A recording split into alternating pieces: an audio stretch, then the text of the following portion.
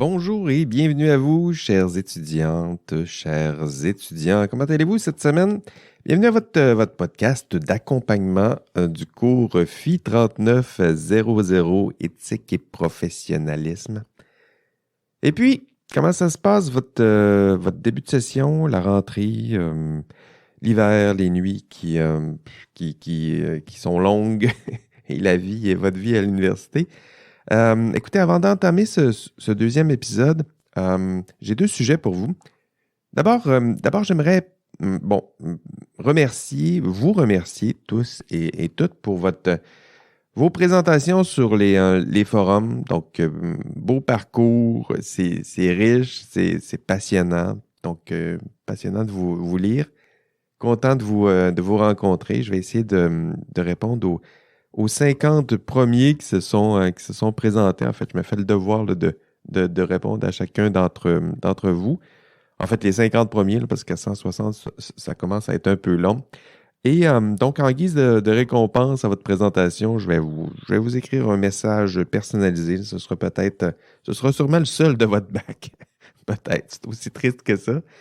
Mais en même temps, c'est ça. Je voulais au moins essayer d'avoir une discussion, un début de discussion, même à distance, avec quelques-uns de mes étudiants, le tiers d'entre vous. En tout cas, c'est ce qui est ciblé. Parce que c'est un cours à distance, puis cette relation-là, elle est difficile à créer. Donc, j'utilise toutes les façons imaginables là, pour créer cette relation-là. Donc, merci de vous être présenté. Puis bientôt, je vais vous écrire là, si vous êtes parmi les 50 premiers. Bravo aussi pour vos interventions concernant la vidéo de Karen Duhamel. Donc, évidemment, plusieurs se sont dit touchés, inquiets, troublés. Puis en même temps, c'était un peu l'objectif. L'intention pédagogique derrière tout ça, c'était justement de créer pas de vous faire paniquer, là, mais de créer au moins un sentiment d'ouverture. Évidemment, il y a un sentiment de manque que j'essaie de créer. Pourquoi ce manque? Pour faire ressentir le besoin d'avoir quelques outils, quelques informations, quelques connaissances supplémentaires en la matière.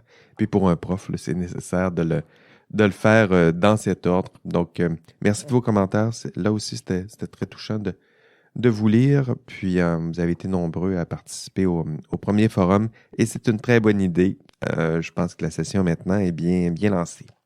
Module 2 cette semaine. Et qu'est-ce qui vous attend dans ce module? Ce sont cette semaine, ça fait partie de vous donner les notions de base, vous donner un vocabulaire. Pourquoi se donner un vocabulaire? Comme dans n'importe quelle science, là, on en a besoin pour se comprendre, pour dialoguer ensemble. Si vous étiez dans un cours de bio, médecine, physique, on a besoin d'un vocabulaire commun. La seule différence, c'est qu'en sciences humaines, souvent, c'est des mots très communs, mais on donne un sens un peu plus précis. Alors qu'en sciences de la nature, je dirais, les habitudes, c'est d'inventer des mots ou de s'inspirer un peu du grec, puis mais finalement, on dit le sens qui se cache derrière ces mots n'est pas si compliqué que ça. Donc, il faut faire cette petite passe de gymnastique ensemble, prendre des mots qui sont assez communs. Il y aura des mots qui sont peut-être un peu nouveaux pour vous, mais au moins nous entendre sur le vocabulaire pour être sûr de bien se comprendre. La plus grande question qui sera abordée dans ce module, c'est la question du bien et du mal. Donc, ni plus ni moins, là. En fait, nous allons aborder les concepts, ces notions de bien et de mal pour, je dirais, aborder je pense que c'est la zone intellectuelle qui sépare le bien et le mal, là, qui est une zone très riche. Puis c'est cette zone qu'on va tenter de cibler. Donc, c'est ça, le bien et le mal, mais surtout le continuum, je dirais, qui sépare ces deux extrêmes. Par-delà le bien et le mal, comme disait Nietzsche, Nietzsche qui est trop souvent enseigné et parfois maladroitement enseigné par vos profs de cégep, mais néanmoins, ça fait partie des thèmes que nous allons aborder. Autre question que nous allons aborder ensemble. Qu'est-ce que l'éthique? Qu'est-ce que c'est que la morale? Qu'est-ce qu'on peut en dire? Comment peut-on en discuter? Puis, quels sont les termes dont on a besoin pour en discuter, justement, pour mieux comprendre. Donc, on va voir ensemble qu'est-ce que c'est que la morale, qu'est-ce que c'est que l'éthique, pourquoi ce sont presque deux synonymes. Donc, on va faire les nuances qui s'imposent, mais je dirais déjà d'emblée que ces deux termes, donc morale, éthique, ça désigne essentiellement la même chose, là, c'est-à-dire que ça désigne nos habitudes. En grec, on dit l'éthos. Donc, nos habitudes. Donc, c'est-à-dire que les décisions morales que nous avons pris l'habitude de prendre en matière de décision morale lorsque la question du bien et du mal se pose. Donc, qu'est-ce que je dois faire? Quelle est la bonne décision à faire dans ce contexte? Quelle serait la mauvaise décision? Puis, qu'est-ce que le bien, qu'est-ce que le mal? Mais quelles sont nos habitudes personnelles, collectives, historiques aussi en cette matière? Donc, c'est pas la première fois là, qu'on pose la question du bien et du mal. Écoutez, c'est vieux comme l'histoire, je dirais, de la philosophie, sinon du langage. Et dans ce module 2, bon, on va explorer tout ça. On va se concentrer sur... il y a 3 termes, je dirais, importants dans ce module 2. Il y en a plusieurs, là, mais je dirais les 3 que je vais prendre le temps d'expliquer, et je vais le faire aussi dans ce podcast. C'est les termes conséquentialisme, déontologisme et éthique de la vertu. Donc, 3 façons distinctes de répondre à la question « Qu'est-ce que le bien? » Donc, si je vous dis j'ai un problème, puis j'essaye de décider, puis qu'est-ce que serait que la bonne décision? Donc, il y a 3 façons d'y répondre, 3 modes d'argumentaire, je dirais. Donc, les 3 en philosophie, ça fait longtemps qu'on se pose ces questions-là, puis on les a regroupées dans 3 grandes catégories. Donc, le conséquentialisme, le déontologisme et l'éthique de la vertu. Si j'avais à vous donner des exemples, je vais en donner plusieurs des exemples dans ce cours, mais puisque vous m'écoutez là en ce moment en podcast, puis peut-être que vous m'écoutez différemment lorsque vous écoutez ce podcast, je vais prendre le temps de vous donner quelques exemples que je n'utiliserai peut-être pas en classe. L'exemple que j'ai pensé pour vous, mais c'est le débat sur la gestion de la COVID. Ben oui, on va y revenir. C'est un beau débat éthique. Écoutez, lorsque vous étiez en plein cœur de la pandémie, c'était pas simple à résoudre plutôt ces questions. Entre autres, j'aimerais cibler la question de la vaccination obligatoire. Puis sûrement que vous en avez discuté avec vos proches. Vous avez vu ce débat-là sur les réseaux sociaux, dans vos principaux médias. Puis c'est intéressant de plonger dans les principaux arguments de l'époque, puisque justement, ces principaux arguments vont me permettre de présenter ces 3 modes d'argumentation, là. Donc le conséquentialisme, déontologisme et éthique de la vertu. Donc en matière si on reprend le débat sur la vaccination obligatoire, rappelez-vous, à l'époque, certains disaient que cette vaccination, c'était un mal nécessaire. Hein, il fallait faire un effort. C'était d'ailleurs nommé comme ça, l'effort vaccinal. Il fallait même imposer cet effort, hein, sous peine de nous imposer, c'est-à-dire qu'on nous privait de l'accès à certains lieux, aéroports, quoi d'autre, cinéma, ça a été fermé, je m'ennuyais de mon popcorn. Centre sportif, pour certains, c'était vraiment compliqué. Ça a été le cas pour moi aussi. Et pourquoi? Pourquoi on faisait ça? L'argument, c'était pour la santé publique, hein, pour nous assurer le plus grand bien pour le plus grand nombre. Hein, c'est ça, la santé publique. Et cette façon de le formuler, je le fais là, intentionnellement, le plus grand bien pour le plus grand nombre. Hein, et lorsqu'on adopte un discours qui ressemble à ça, ça s'inscrit exactement dans l'esprit en philosophie morale, c'est l'utilitarisme, mais aussi, de façon plus précise, le conséquentialisme. Hein, c'est le premier grand mode argumentaire prendre une décision. Pourquoi que c'est la bonne décision? Parce que ça permet de générer le plus grand bien pour le plus grand nombre.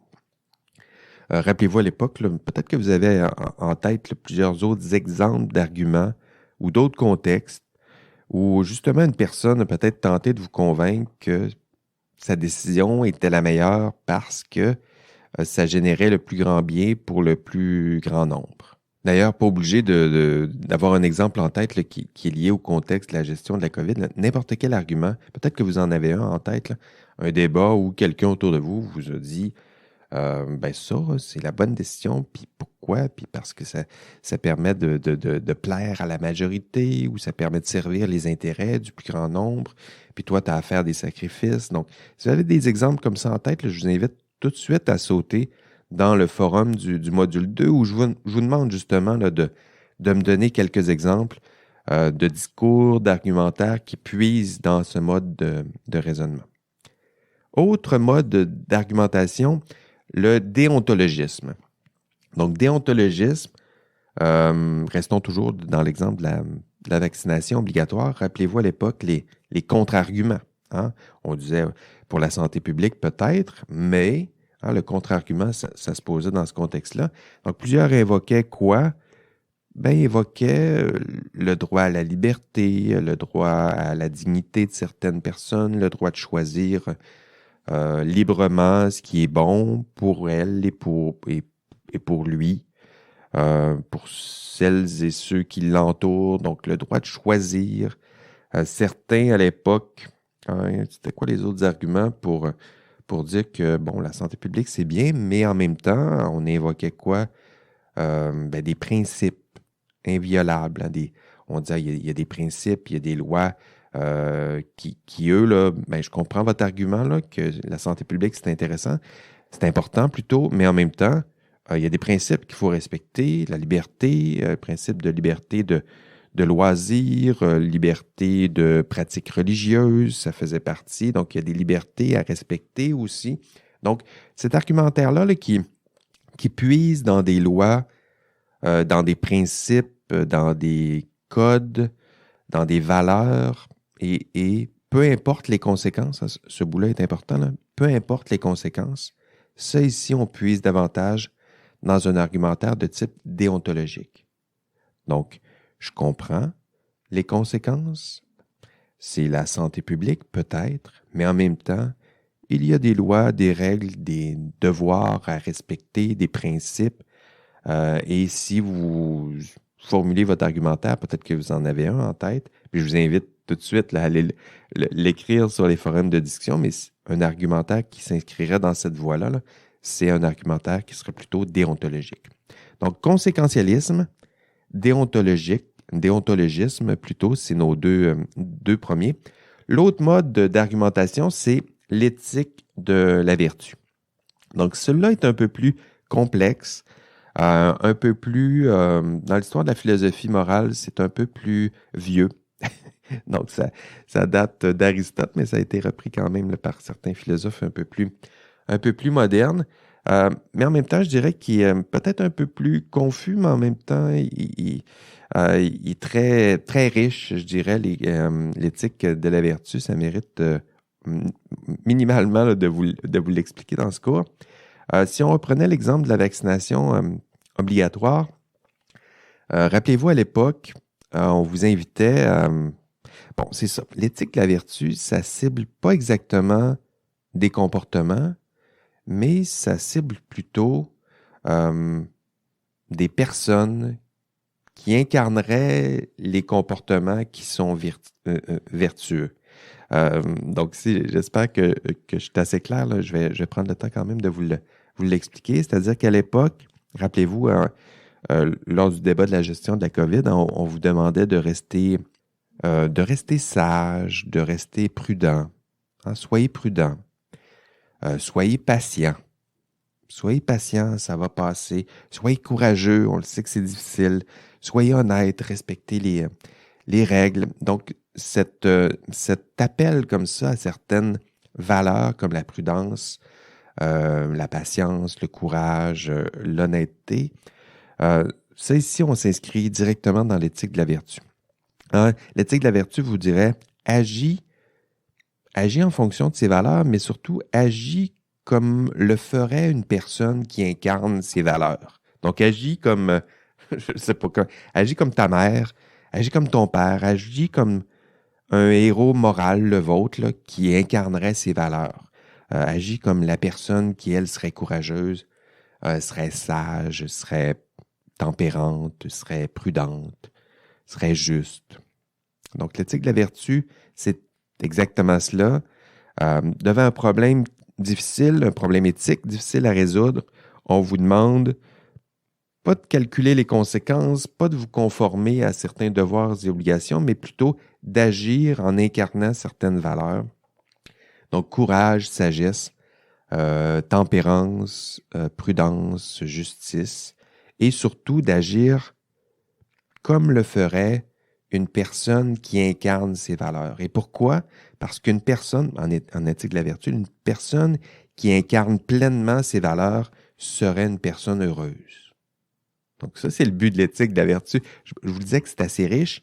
Donc, une personne qui est heureuse, c'est une personne qui est courageuse, sage, tempérante, prudente, juste, mais en même temps, vous le voyez bien, là, les guides ne sont pas très clairs, là.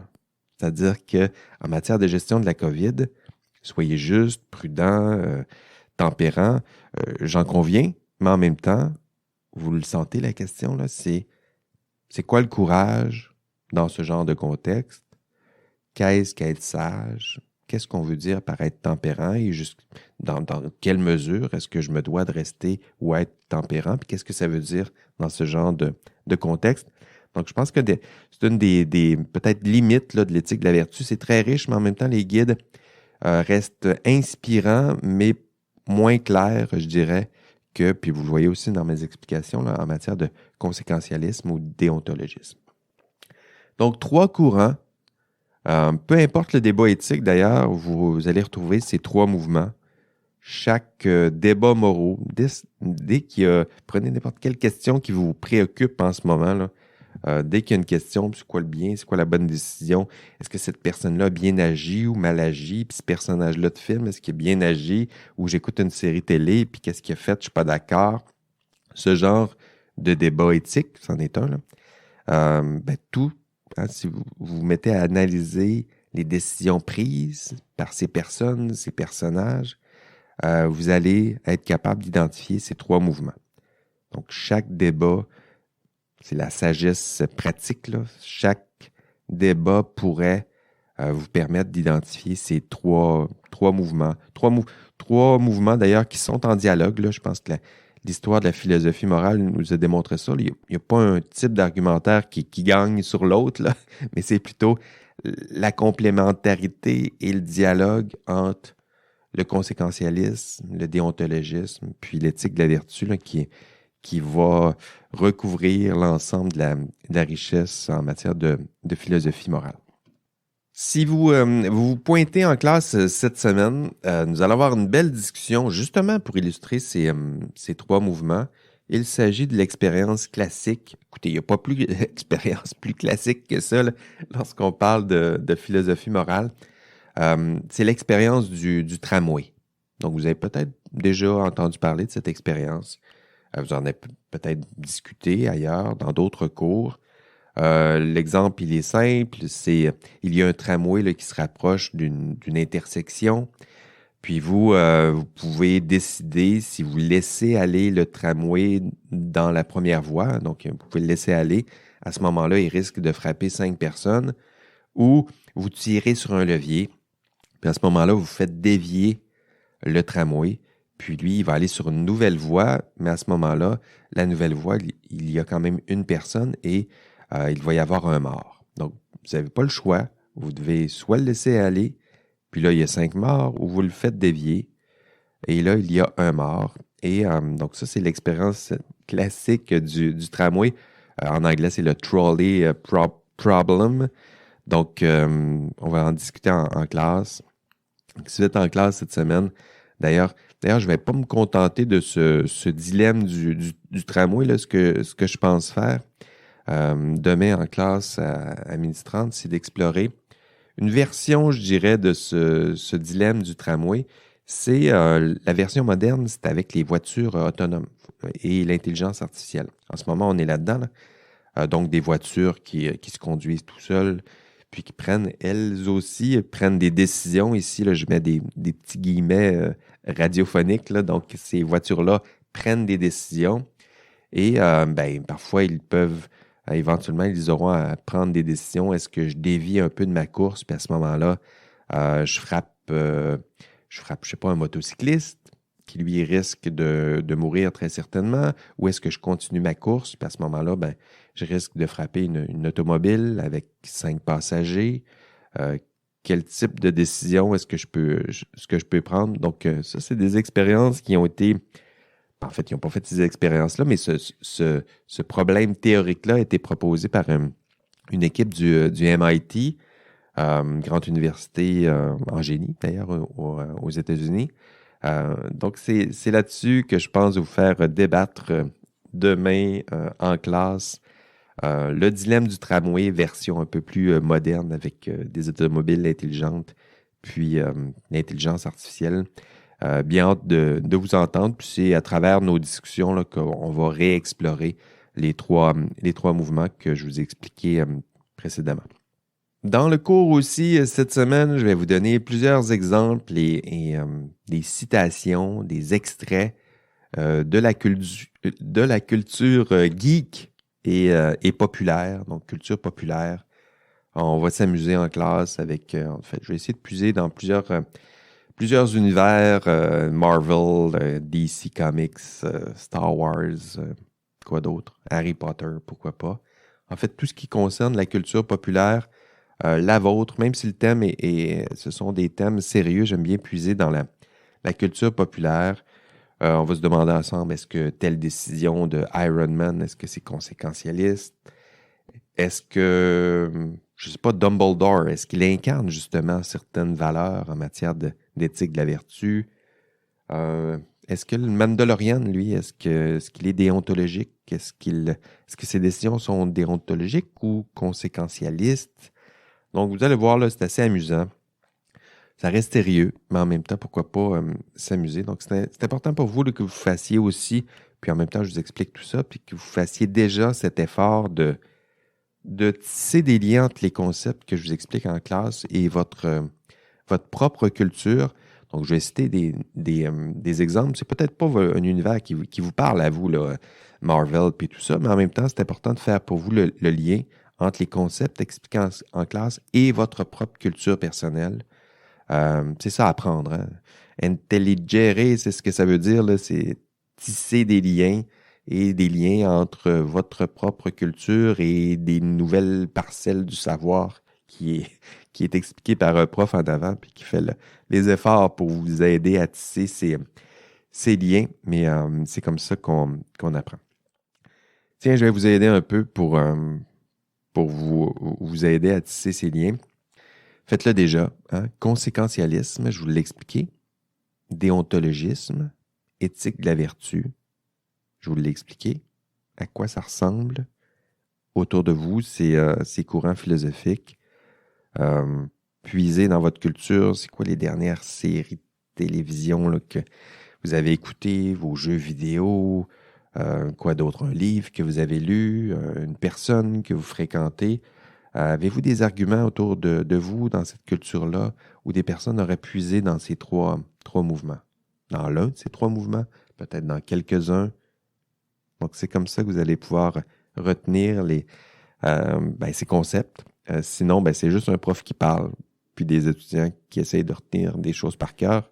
Mais si vous voulez les intégrer, c'est en tentant de tisser des liens avec ce que vous êtes.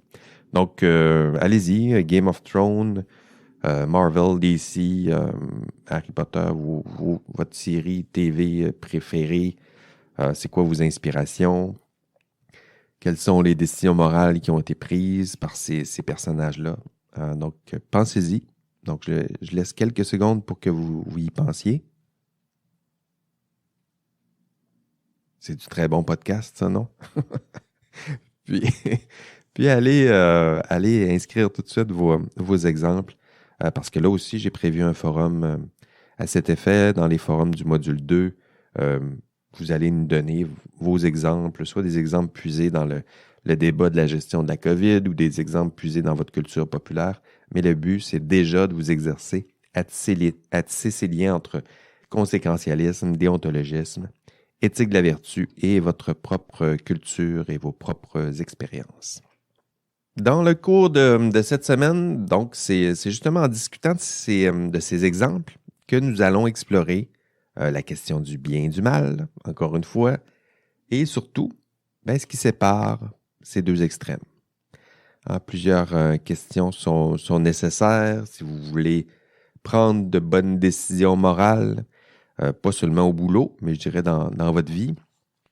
Quels sont les critères qui vous permettent de décider qu'une décision est la bonne? Qu'est-ce qui vous permet en ce moment de qualifier une décision bonne ou mauvaise? Donc, on ne se prend pas de recul, puis on essaie d'analyser ça. Quelles sont les décisions que nous reconnaissons collectivement comme étant de bonnes décisions, de mauvaises? C'est intéressant, la culture populaire ou une analyse de la gestion de la COVID pour ça. Là. Vous allez voir qu'il y en a il y en a des décisions qui sont qualifiées par vos pairs, par vos amis comme étant de bonnes décisions. Puis les argumentaires qui vont mobiliser, vous allez faire des liens entre les argumentaires qui sont mobilisés. Donc, c'est comme ça qu'on explore en philosophie morale, là, pas seulement dire « moi, je pense que », mais aller regarder aussi ce que les autres vont évoquer, vont mobiliser comme exemple en classe ou sur les forums de discussion. D'ailleurs, nous aurons également nos premières réflexions, nos premières discussions dans le cours de cette semaine autour du terme aussi professionnalisme. Donc, on parle de bonnes décisions dans la vie de tous les jours, dans notre culture populaire, mais le but de tout ça, éventuellement, c'est de pousser la discussion pour nous demander quelles sont les bonnes décisions à prendre en matière de professionnalisme, quelles sont les décisions délicates que j'aurais à prendre dans l'exercice de ma profession, puis qu'est-ce que ça veut dire être un professionnel dans ce genre de contexte. Donc, cette semaine, là aussi, on va explorer ce terme.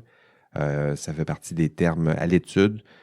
On ne va pas faire le tour, je dirais, du terme professionnalisme, mais on aura au moins nos premières réflexions. Donc, allez tout de suite explorer les forums de discussion, allez écrire justement vos exemples que vous avez en tête, que vous avez déjà en tête là, après ce premier podcast ou après le cours, une fois que vous aurez entendu les autres exemples, allez participer au forum. Et une fois que vous aurez tout fait ça, pour vous, ce sera plus simple, mieux compris ce qu'est un argument déontologique, un argument conséquentialiste, un argument inspiré de l'éthique de la vertu. Puis, une fois que vous serez bon, vous aurez intégré ces concepts, vous ne pourrez plus désapprendre. Et ça, vous allez voir que c'est un peu tannant parce que là, vous allez aller au cinéma, vous allez écouter votre série télé préférée, puis là, vous allez vous poser des questions, vous allez vous demander, écoutez, la décision de Thanos, là, je viens d'aller voir, est-ce que Thanos, il a décidé de supprimer la moitié de la population? Est-ce que ça relève du déontologisme ou du conséquentialisme? Est-ce que ça fait partie de l'éthique de la vertu? Puis là, pauvre de vous, vous allez être un peu dans ma situation. Parce que moi, quand j'écoute des choses comme ça, il y a toujours ces questions-là qui rebondissent à quelque part dans ma tête. Et quel monstre j'aurais créé si un jour, en sortant du visionnement ou d'une série télé, si vous posez ce genre de questions. OK, donc ça fait partie des termes que je voulais voir avec vous, les explorer d'une première manière. Maintenant, votre feuille de route cette semaine, on est à la semaine 2. Vous avez déjà commencé à comprendre comment fonctionne le cours. Vous avez vu au module 1 qu'il y avait une feuille de route, qu'il y avait une marche à suivre. Puis, je vous ai expliqué la marche à suivre au cours 1, au podcast numéro 1. Je l'explique une deuxième fois. Tranquillement, ça sera mieux intégré. Là. Je ne ferai pas ça toutes les semaines, ni dans chaque podcast. Mais c'est le début de la session. Donc, c'est important que vous compreniez comment fonctionne le cours à chaque semaine. Vous le savez maintenant, j'ouvre un module, Le module ouvre le mardi matin. Mon podcast est publié le lundi matin. Donc, à chaque module, dans l'onglet général, je vous donne un sommaire du module. Je vous donne les objectifs du module. D'ailleurs, parlant de ces objectifs, je sais que pour vous, là, l'examen final est assez loin, mais en même temps, là, je vous confie déjà un petit secret. Écoutez, à la fin du cours, mon examen va cibler exactement ces objectifs de module. Donc, à chaque module, dans le premier onglet, il y a des objectifs de module. Puis mon examen, il va cibler les objectifs de module. C'est pas un si grand secret, là. Je pense que n'importe quel prof honnête là, devrait concevoir son examen de cette façon-là. C'est-à-dire que dans mon examen final, je vais regarder mes 30. Il va y avoir à peu près une trentaine de questions. Je vais me prendre, 2 questions par module. Puis je vais aller puiser dans mes objectifs de module. À chaque module, je vous dis, vous devez atteindre ces objectifs. Et vous comprenez qu'à l'examen, mon but, c'est d'évaluer plutôt si vous avez atteint ces objectifs. Donc, ça me semble assez simple et honnête. À la fin, dans l'examen, je vais regarder mes objectifs, puis je vais poser une question qui me permet de vérifier si vous avez atteint cet objectif. Donc, ce que je disais, c'est regarder cette semaine, ce que vous avez à faire, regardez votre feuille de route au module 2. Je le disais, à chaque module, le premier onglet général donne un sommaire du module, des objectifs.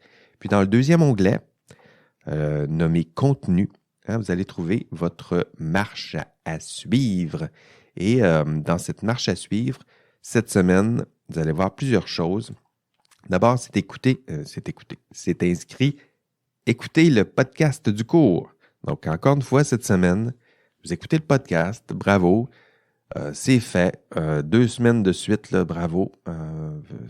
Vous êtes en voie de réussite et d'exceller dans ce cours. Deuxième étape dans cette marche à suivre, venez nous rejoindre en classe ou en classe virtuelle, donc Zoom. C'est le mardi, vous le savez, c'est à 12h30, de 12h30 à 15h20. J'essaie de respecter cet horaire-là. Des fois, on finit un peu plus tôt.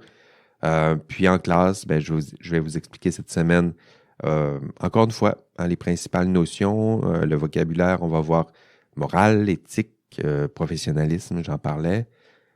Quoi d'autre? Déontologisme, conséquentialisme, éthique de la vertu.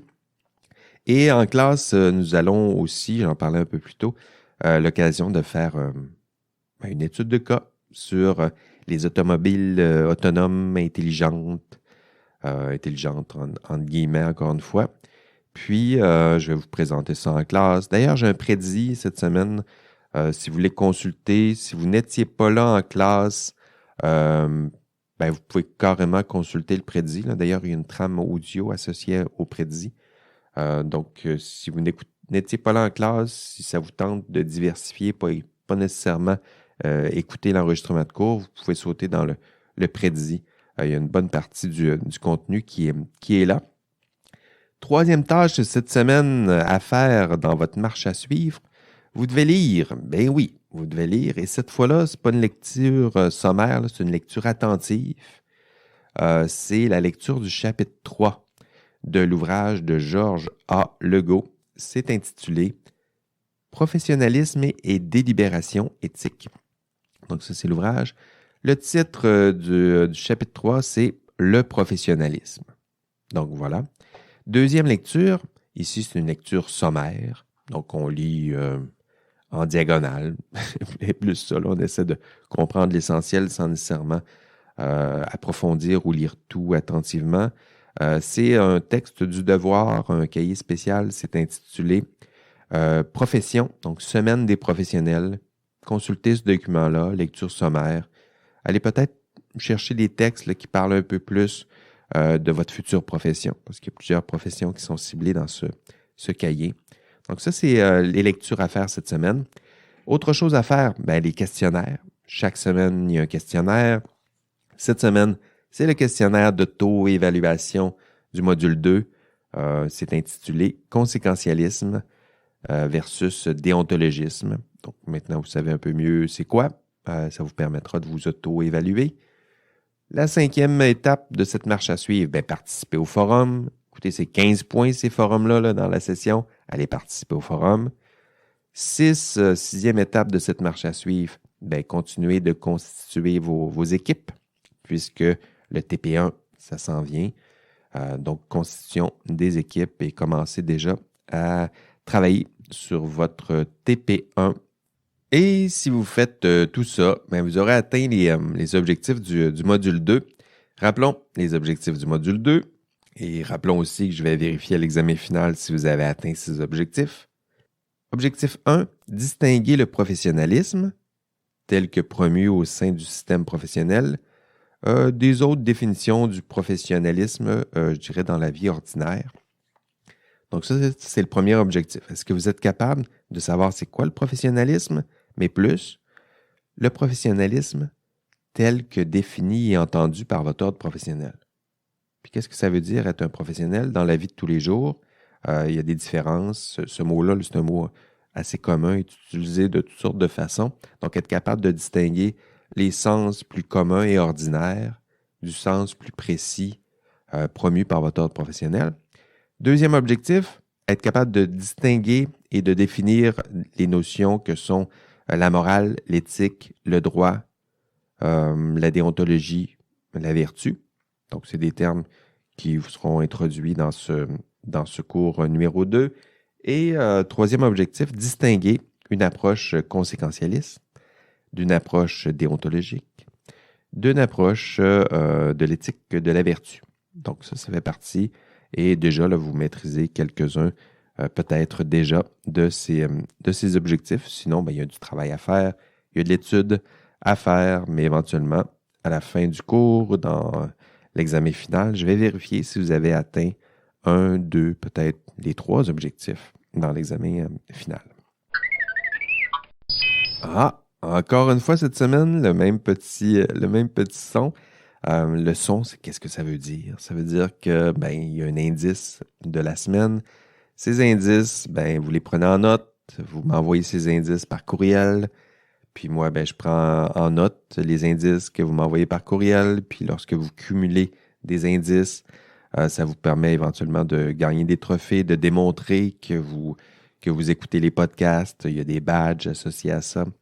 Donc, je ne l'expliquerai pas à chaque fois que je vous donne un indice, là, mais je l'explique encore une deuxième fois cette semaine. Puis pour les prochaines semaines, je vous donnerai seulement l'indice. Donc, l'indice cette semaine, Hermione Granger, l'amie d'Harry Potter, prend des décisions dans l'esprit du déontologisme. Donc, Hermione Granger, l'amie d'Harry Potter, prend plusieurs décisions dans l'esprit du déontologisme.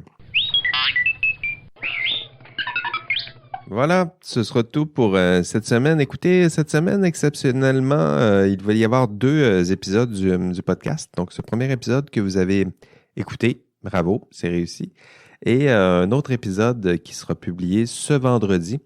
Dans cet épisode, je vais publier les évaluations de ce cours. Donc, mes principales instructions concernant toutes les évaluations de ce cours, étant donné que ces explications-là prennent, une vingtaine de minutes. Je voulais éviter d'étirer ce podcast. Je sais que ça vous en demande déjà beaucoup d'écouter tout ça. Donc, il va y avoir 2 épisodes. Cette semaine, c'est ce que vous avez écouté. Je vous invite à être là demain, mardi, 12h30 en classe. Et plus tard cette semaine, vendredi, il va y avoir les explications concernant les évaluations du cours. Concernant ces évaluations du cours, je vais les expliquer en classe. Donc, si vous êtes là demain, 12h30 en classe ou sur Zoom, je vais vous donner ces instructions concernant ces évaluations-là. Donc, pas besoin d'écouter le prochain épisode du podcast. Mais si vous n'êtes pas en classe, puis cette partie-là du cours sur l'enregistrement, quand vous allez réécouter ça sur l'enregistrement Zoom, si ça ne vous tente pas de passer à travers ça, si vous voulez avoir les mêmes instructions, mais sur podcast, vous pourrez consulter cet épisode. Donc, ce sera un épisode isolé, ce sera intitulé Extra. les évaluations du cours ou instructions sur les évaluations du cours.